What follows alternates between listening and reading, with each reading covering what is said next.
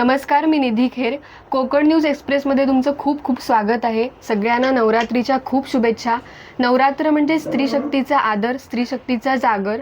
आज आपण अशाच एका नवदुर्गेला भेटणार आहोत, ज्यांचं नाव आहे पत्रकार जान्हवी पाटील मॅडम. मॅडम, तुमचं कार्यक्रमामध्ये खूप खूप स्वागत आहे. थँक्यू. मला सगळ्यात आधी प्रश्न विचारावा असं वाटतं की या क्षेत्रामध्ये, पत्रकारिता या क्षेत्रामध्ये तुम्हाला काय यावंसं वाटलं? मुळात मी या क्षेत्रामध्ये जे काय आले ते अपघाताने आले, ठरवून आले नाही. जेव्हा मी फर्स्ट इयरला कॉलेज करत होते तेव्हा कॉलेज करताना जॉबची गरज होती आणि जॉब शोधता शोधता मग ह्या क्षेत्रामध्ये आमचे क्रीडा शिक्षक होते साप्ते सर म्हणून. त्यांनी राजेश कळबटे म्हणून आहेत सकाळला, त्यांनी मला ह्या क्षेत्रामध्ये आणलं आणि मी अपघाताने गरज आहे म्हणून, नोकरी हवी म्हणून या क्षेत्रामध्ये आले आणि हे क्षेत्र माझे आज आवड बनली आहे. मॅडम, पत्रकारिता करत असताना माहितीचा स्रोत हा अचूक आणि विश्वासार्ह असायला हवा असतो. अशा वेळेला तुम्ही माहिती मिळवण्यासाठी जो स्रोत असतो माहितीचा, तो कसा पडताळता की नाही इथून माहिती आली ती अगदी योग्य आणि अचूक आहे? नाही, मुळात कसं आहे, जेव्हा आपण सुरुवातीला पत्रकारिता, आत्ताची पत्रकारिता ही सोशल मीडिया पत्रकारिता झाली आणि खात्री न करताच या सगळ्या गोष्टींचं फॉरवर्डेज बातम्या करण्याचं प्रमाण वाढलेलं आहे. जेव्हा माझ्या काळची जी पत्रकारिता सुरू झाली तर माझ्यापेक्षा सिनियर ही रत्नागिरीत खूप लोक आहेत, त्यांच्याकडूनच मी शिकत इथपर्यंत आले. जेव्हा एखादी बातमी यायची तर मी त्या सोर्सपर्यंत प्रत्यक्षात पोचायची आणि तिथे जाऊन खात्री करायची. फील्डवर पत्रकारिता होती. आता फील्डवरची पत्रकारिता फार कमी झाली आहे. त्यातल्या त्यात फील्डवरची पत्रकारिता ही क्राईमची राहिलेली आहे. क्राईम बीट बघणारे पत्रकार शक्यतो फील्डवर जात असतात आणि तिथे फील्डवर गेल्यानंतर जी माहिती मिळते ती अतिशय योग्य पद्धतीने आणि कायदेशीर मिळते आणि त्याला एक वजन असतं आणि ती खात्री केल्याशिवाय कधीच बातमी, इवन सोशल मीडियावर आता ज्या काही बातम्या येतात त्याची आम्ही क्रॉस चेकिंग करतो, बाबा ही खरी आहे का, आणि त्यानंतरच आपण ती बातमी घेतो. कारण सोशल मीडियामुळे या AIच्या जमान्यामध्ये कोणीही कुठल्याही बातम्या कशाही पद्धतीने व्हायरल केल्या जातो आणि त्याची खात्री करणं फार गरजेचं आहे. आणि खरी पत्रकारिता टिकवणे फार अवघड झालेलं आणि ते टिकवण्याचा प्रयत्न आता ही प्रिंट मीडिया करत आहे. मॅडम, एकीकडे आपण स्त्रीच्या प्रगतीचा वाढता आलेख याबद्दल आपण बोलत असताना एकीकडे हुंड्यासाठी बळी दिला जातोय स्त्रीचा, तर अशा वेळेला एक महिला पत्रकार म्हणून त्याकडे तुम्ही कशा रीतीने बघताय? मुळात आपल्याकडे कोकणामध्ये हुंडाबळी किंवा हुंड्याची प्रकरणं नाहीच आहेत आणि एखाद दुसरा घटना या ठिकाणी घडल्या असतील कोकणामध्ये, पण ते आपल्या कोकणामध्ये नाही. कोकणीकडे ह्या ज्या काही प्रकार घडतात ते विशेषतः पश्चिम मराठवाडा, पश्चिम महाराष्ट्र असेल, मराठवाडा असेल, ह्या ठिकाणी काही घटना घडलेल्या आहेत. म्हणजे आत्ता स्त्रियांच्या बरोबरीने कायदे आहेत, शासन आहे, सगळं असतानाही अजूनही भीती लोकांमध्ये निर्माण होत नाही की हुंडा घेतल्यानंतर शिक्षा होते वगैरे. याला जबाबदार मुलीचे पालकही असतात की हुंडा घेणारेच फक्त गुन्हेगार नाही तर हुंडा देणारेही तितकेच गुन्हेगार आहे. कारण हुंडा देताना आपण मुलीच्या सुखासाठी देतो किंवा हे करतो, मात्र त्यांची सासरच्या मंडळींची मागणी वाढत जाते नंतर आणि याच्यामध्येच ह्याच गोष्टीतनं आता मागचं पुण्याचं प्रकरण आहे तर ते ह्याच्यामुळेच घडलेलं आहे की मुलीच्या सुखासाठी पालक कोणत्याही थराला जाऊन तिच्या सगळ्या इच्छा आकांक्षा पूर्ण करतात किंवा ती सुखात राहावी म्हणून दागदागिने देतात.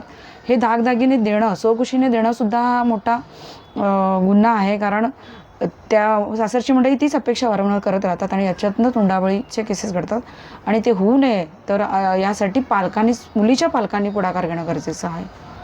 मॅडम, मगाशी तुम्ही फील्डवरच्या पत्रकारितेचा उल्लेख केलात, तर अशी पत्रकारिता करत असताना तुम्हाला असं लक्षात राहिलेली एखादी गोष्ट आहे का की जी तुम्ही इथे शेअर कराल? म्हणजे कोणत्या पद्धतीत? म्हणजे लक्षात राहिलंय की दडपण आलं किंवा हां हे माझ्याकडून घडलं, जे मला वाटलं होतं की नाही हे होईल की नाही पॉसिबल. हां, अशा अनेक गोष्टी आहेत. म्हणजे मी सांगू शकत नाही, शेकडो किस्से आहेत. आता ह्या क्षेत्रामध्ये जवळपास 16 वर्ष पूर्ण होऊन गेली, 17 वर्ष मला चालू आहे या क्षेत्रामध्ये. असे शेकडो विषय आहेत की दडपणसुद्धा आलेलं आहेत. आत्ता फार येत नाही, पण त्यावेळी एक अंधश्रद्धा निर्मूलेची घटना रत्नागिरीमध्ये समोर आली होती आणि ती घटना महिलांनीच पुढे आणली होती आणि त्याची पहिली बातमी ही त्यावेळी मी तरुण भारतमध्ये होते. तर ती पहिली बातमी मी उघडकीस आणली होती प्रिंट मीडियामध्ये आणि त्या बातमीनंतर मला असं दडपण आलं आहे, काही फोन आले की आता तुला काही लोक त्रास देतील किंवा तू याच्यामध्ये नाहक फसशील वगैरे बरंच काही काही झालं.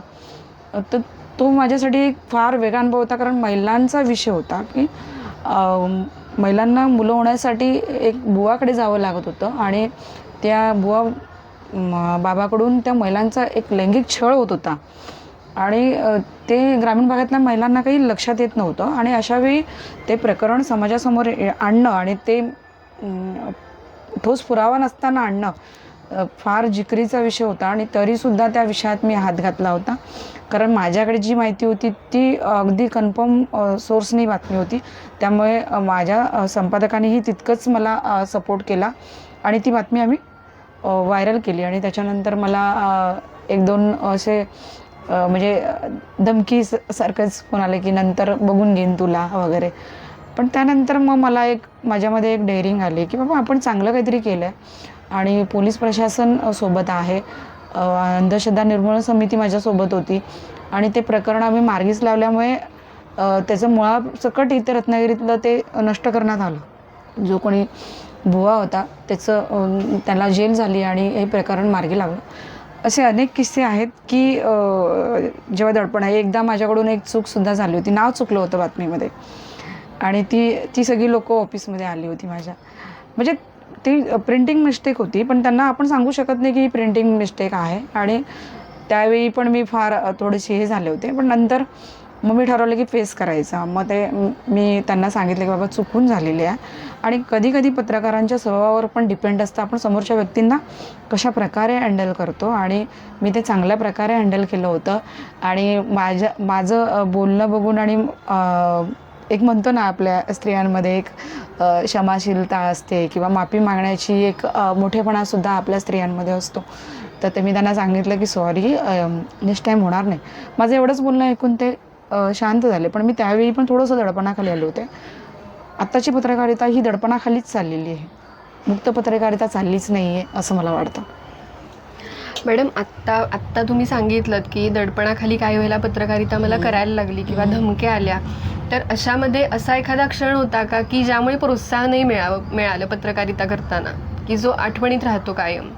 बरोबर. मला त्या वेळेस सांगता येणार नाही, पण मला मी फार सुरुवातीच्या काळामध्ये सुरुवातीला रत्नागिरी एक्सप्रेस म्हणून एक जुना पेपर आहे, तिथे कामाला होते. तिथे त्यावेळी विक्रम गोखले ज्येष्ठ अभिनेते आले होते रत्नागिरी दौऱ्यावर आणि त्यांची मी अनपेक्षित, म्हणजे मी पत्रकार क्षेत्रात नवीन होते आणि त्यांची अनपेक्षित मुलाखत घेण्याची संधी मला मिळाली. आणि ती मुलाखत माझ्यासाठी फार कलाटणी देणारी ठरली, कारण ती मुलाखत जवळपास चर्चिली गेली आणि त्यांच्या एका माणसाकडून मला निरोपही आला की खूप छान पद्धतीने ती मुलाखत लिहिली गेलेली आहे. आणि त्याच्यानंतर मी भरत जाधव यांची सुद्धा मुलाखत घेतली होती. ती मुलाखतसुद्धा मला वेगळी ठरली, कारण सेलिब्रिटींची मुलाखत घेणं फार होतं. आणि त्याच्यानंतर मला सगळ्यात आत्ता सांस्कृतिक असेल, सामाजिक असेल, याच्यापेक्षा पत्रकारिता करायची असेल ती राजकीय पत्रकारिता असेल, राजकीय विश्लेषण असेल. आणि त्याच्यात मी आपले रत्नागिरीचे पालकमंत्री उदय सामंत ह्यांनाही क्रेडिट देते, कारण त्यांची मी पहिली मुलाखत घेतली आणि उदय सामंत साहेबांची मुलाखत घेणं इतकी सोपी नव्हती.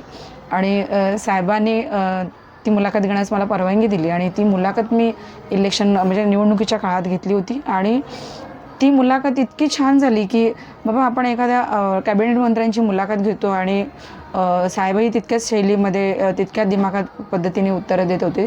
आणि ती एक मुलाखत माझी छान झाली. आणि त्याच्यानंतर ह्या लागोपाठ गोष्टी, आता कोणाची मुलाखत घ्यायची म्हटलं तरी मी घेऊ शकते, असं नाही आहे की घेऊ शकत नाही. त्याच्यानंतर मला माननीय आपले महाराष्ट्राचे मुख्यमंत्री देवेंद्र फडणवीस यांच्या कार्यक्रमाला जाता आलं महिला दिनाच्या निमित्ताने. तेव्हाही मी एक रत्नागिरीची महिला पत्रकार म्हणून त्यांना 2-3 प्रश्न विचारले होते. ही डेअरिंग कशामुळे आली की या सरावामुळे आली, लोकांमध्ये फेस करण्याची. आणि मुळात माझा स्वभाव लहानपणापासून हा फार डेअरिंगबाजच होता, म्हणजे हुल्लडबाजी करणं, कॉलेजमध्ये दादागिरी करणं, हे असं माझं आयुष्य होतं. आणि त्याच्यामुळे मी समोर कुठलीही व्यक्ती आली तर अशी घाबरत नाही. फेस करणं ते आपल्यावर असतं, आपल्या स्वभावावर असतं आणि ते डेअरिंग माझ्यामध्ये आहे. मॅडम मगाशी तुम्ही उल्लेख केलात की पत्रकारितेमध्ये मी अचानक आले, तर पत्रकारितेमध्ये आल्यानंतर पुढे जडणघडण होण्यासाठी तुम्ही काय प्रयत्न केलेत? नाही, मुळात आहे ना, पत्रकारितेमध्ये तुम्हाला सांगितलं मी गरज म्हणून एक मला नोकरी हवी होती म्हणून आले, पत्रकारितेमध्ये ठरवून आले. मुळात मी जेव्हा शाळेमध्ये होते तेव्हा निबंध स्पर्धेमध्ये माझा नेहमी पहिला नंबर असायचा. लिखाणाची फार सवय आणि मी म्हणजे कुठलाही विचार लिहा म्हटलं तर 4-4 पानं, मी एक पुस्तक पण लिहीन. म्हणजे लिखाण लिहायला आवडायचं. मग एखादा कार्यक्रम झाला, एखादी घटना घडल्यानंतर त्याच्यावर विश्लेषण करणं मला फार सोपं होतं, कारण मुळात ते गुण माझ्यामध्ये होते. त्यामुळे मला लिहिण्याला अवघड गेलं नाही. जेव्हा लिहित गेले आणि त्या लिखाणाचं समाजासमोर काय म्हणतो आपण त्याला, प्रेझेंटेशन झालं, सादरीकरण झालं, तेव्हा मला स्वतःला आवडायला लागलं, अरे आपलं लिखाण कोणीतरी वाचतं आहे. माझं निबंध हे माझ्या शाळेपुरती मर्यादित होतं, पण जे माझं लिखाण जेव्हा समाजासमोर जायला लागलं, त्याची दखल घेऊन लोक मला जेव्हा फोन करायला लागली, विशेषतः मी सोशल विषयांवर, सामाजिक विषयांवर जास्त लिहायची, महिलांविषयक लिहायची आणि समाजापासून दुर्लक्षित असे जे घटक आहेत, HIV बाधित असतील, अनाथ मुलं असतील, असे जे काही अपंग असतील, दिव्यांग असतील आणि तृतीयपंथी असतील, अशा लोकांवर मी फार लिखाण केलं आहे पूर्वीच्या काळामध्ये, म्हणजे 10-1 वर्षापूर्वी, आणि ते सातत्याने केलेलं आहे. आणि त्याच्यामुळे मला फार काही शिकायला लागलं नाही. तरी मी पत्रकारितेमध्ये एक आपल्याकडे पदवी असावी म्हणून मी पत्रकारिता पदवी नावासाठी घेऊन ठेवलेली आहे, कारण एज्युकेशन फार महत्त्वाचं आहे. म्हणजे एज्युकेशनपेक्षाही मला असं वाटतं की प्रॅक्टिकल ज्ञानही आपल्याला तितकं महत्त्वाचं आहे आणि ते व्यावहारिक ज्ञान प्रत्येकामध्ये असावं. ते असेल तर कोणतीही गोष्ट अवघड नाही. मॅडम, तरुण पत्रकारांना काय सल्ला द्याल? सगळ्याच बाबतींमध्ये पत्रकारिता करत असताना काही वेळेला तुम्हाला गोष्टी खटकत असतील तरुणांच्या, की नाही हे मी असते तर असं केलं नसतं, तर अशा वेळेला तुम्ही काय सल्ला द्याल आत्ता त्यांना? मुळात कसं आहे, मी या तरुण पिढीला एवढंच सांगेन की पत्रकारितेकडे मुळात तरुण पिढी फार येत नाही आता, की कारण पत्रकारिता आता हे करिअरचं एक भाग म्हणून तरुण पिढी पाहत नाही. ते येतात एक क्रेज म्हणून येतात, ते क्रेज म्हणून त्यांनी येऊ नये. पत्रकारिता करण्यामध्ये तुम्हाला आवड असेल तर तुम्ही बरंच काही या क्षेत्रामध्ये करू शकता, कारण पत्रकारिता करण्यासाठी आपल्या अंगात इत्थंभूत गुण जे असावे लागतात ते असेल, म्हणजे समाजाप्रती काहीतरी लिहिण्याची धमक असेल किंवा काहीतरी जागरूकता निर्माण करायची असेल तर पत्रकारितेत यावी. नुसतं एक क्रेज आहे किंवा आपण मीडियासमोर येतो, मीडियासमोर आपला फेस जाईल, आपलं नाव जाईल, याच्यामध्ये काही करिअर नाही आहे. तुम्ही जर स्वतःच्या कर्तृत्वावर या क्षेत्रामध्ये येऊन तुम्ही लिखाण केलं, अजून लोकांना आपण काही बातम्यांमुळे लोकांना मदत होते. समाजातले दुर्लक्षित प्रश्न असतात, विशेषतः रस्ते असतील, गटारं असतील किंवा एखाद्याला न्याय मिळत नसेल, अशा गोष्टी जर समाजासमोर आणल्या तर मला असं वाटतं की पत्रकार क्षेत्रासारखं चांगलं क्षेत्र नाही. पण पत्रकार क्षेत्राकडे येताना माझा असा तरुणांना सल्ला आहे की तुमचं एक बॅकअप करून घ्या. म्हणजे पत्रकारिता क्षेत्र हे आर्थिक म्हणजे आपण इन्कम कमवण्याच्या दृष्टीने हे क्षेत्र तितकं परिपक्व नाही आहे, तर आपलं एक बॅकअप असावं करिअरचं आणि एक आवड म्हणून हे क्षेत्रामध्ये यायला काही हरकत नाही. तरुण मुलामुलींनी या क्षेत्रामध्ये यावं. सगळ्यात महत्त्वाचा आणि शेवटचा प्रश्न मी विचारते की जनमत घडवण्यासाठी पत्रकारांची भूमिका ही महत्त्वाची असते का, आणि सध्याची पत्रकारिता सुधारावी असं तुम्हाला वाटतं का? सध्याचे पहिलं म्हणजे जनमत म्हणजे घडवण्यासाठी जो काही पत्रकारांची मदत होते ती फार महत्त्वाची असते आणि ती मोलाची असते, कारण पत्रकारांना लोकशाहीचा चौथा आधारस्तंभ असं म्हटलं जातं.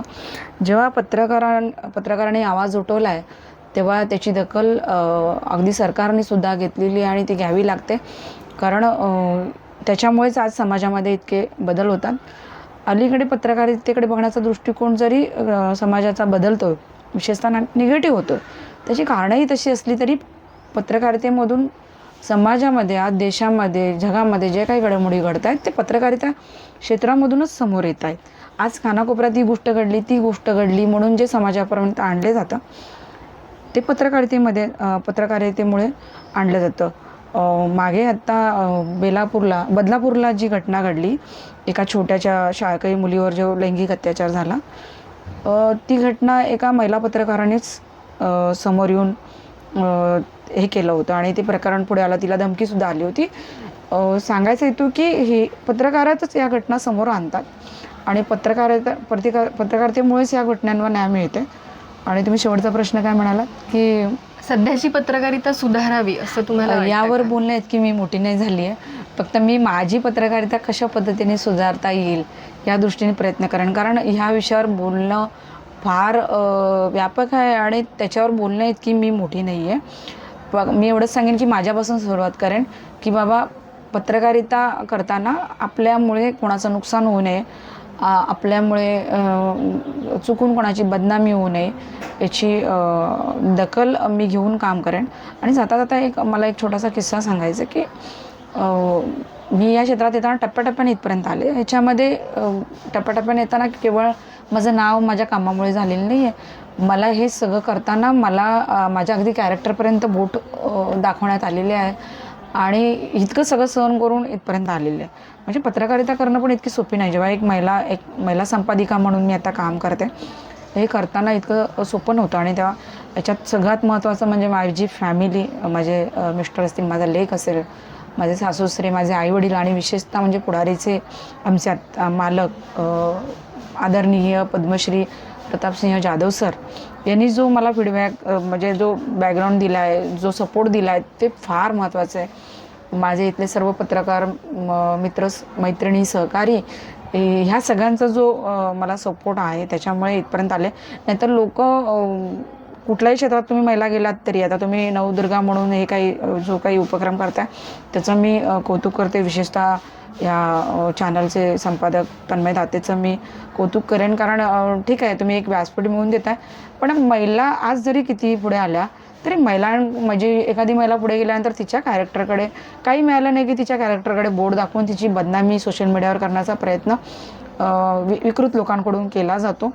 तर बदल करायचा असेल तर लोकांनी ही मानसिकता बदलावी, ते तर महिलांना सपोर्ट करावा आणि त्यांचं जे चांगलं होत असेल त्याच्यात सहभागी व्हा. आणि तुम्ही आपल्या घरातल्या महिलांना जितका आदर करता तितकं बाहेरच्या महिलांचाही पुरुषांनी करायला हवा विशेषतः. आणि याची शिकवण तुम्ही आपल्या मुलांपासून द्या, तर मला असं वाटतं की महिलांवर अत्याचार फार होणार नाही. याचं कुठेतरी प्रत्येकाने विचार करण्याची गरज आहे. मॅडम, महिलांना तुम्ही काय संदेश द्याल? महिलांना संदेश देण्या इतकी तर आपण मोठे नाही, पण मला माझ्या एक मैत्रिणी, माझी एक बहीण, माझी सहकारी किंवा असं कोणी माझ्या आई समान असतील, मुली समान असतील, तर स्ट्रगल तर कोणाला चुकलेला नाही आणि स्ट्रगल केल्याशिवाय कोणी मोठं होत नाही. आणि माझ्या जीवनामध्ये मी एक महिला, आदर्शवत महिला म्हणून सिंधुताई सकपाळांकडे पाहते. कारण मला त्यांचं काम खूप भावून जातं. आपण त्यांच्या इतकं काम नाही करू शकत, पण एक फुलाची पाकळी म्हणून समाजाप्रती असलेल्या कर्तव्य महिला म्हणून पार पडू शकतो. कोणी पुरुषांनी आपल्याकडे बोट दाखवलं, कोणी आपल्या कॅरेक्टरकडे बोट दाखवलं म्हणून आपलं कॅरेक्टर कधी कमी होत नसतं किंवा खराब होत नसतं. आपलं कॅरेक्टर आपल्याला स्वतःला माहिती पाहिजे. त्यामुळे कोणी आपल्याला मागे खेचण्याचा प्रयत्न केला म्हणून खचून जाऊ नका. आणि मला असं जाताना अजून एक महत्त्वाचं सांगायचं आहे, कदाचित ते तुम्हाला खटकेलही, की महिलांच्या बाजूने कायदे आहेत, महिलांच्या बाजूने शासन आहे, म्हणजे महिलांना फ्रीडम आहे, म्हणून त्याचा गैरफायदा घेण्याचाही प्रयत्न आपण महिलांनी करू नये आणि चांगल्या पद्धतीने आपली वाटचाल ठेवावी. आणि कोणीतरी विरोधक असतो म्हणूनच आपली प्रगती होत असते. जर आपल्याला विरोध न करणारे, पाय खेचणारे नसतील तर आपली प्रगती होणारच नाही. त्यामुळे न डगमगता आपण पुढे गेलं पाहिजे. आणि अजून एक महत्त्वाचं म्हणजे की स्वतःचं संरक्षण असेल, स्वतः फेस करायला शिकलं पाहिजे. कोणावर डिपेंड राहता कामा नये. आपण स्वतः जर फेस करायला शिकलो तर मला असं वाटतं की कोणतीही गोष्ट आपल्यासाठी अवघड नाही आहे. मॅडमनी अनेक विषयाबद्दल आपल्याशी चर्चा केल्या, मग ते तरुणांसाठी असू देत, संदेश असू देत, किंवा पत्रकारिता करत असताना त्यांना आलेलं दडपण असू देत, किंवा त्यांना आलेले अनुभव असू देत, प्रत्येक विषयावरती आपण त्यांच्याजवळ चर्चा केलेली आहेत. मॅडम, खूप खूप धन्यवाद तुम्हाला की तुम्ही वेळात वेळ काढून आम्हाला ही मुलाखत दिलीत त्याबद्दल. आपण पुन्हा भेटूया वेगळ्या मुलाखतीबरोबर. तोपर्यंत धन्यवाद.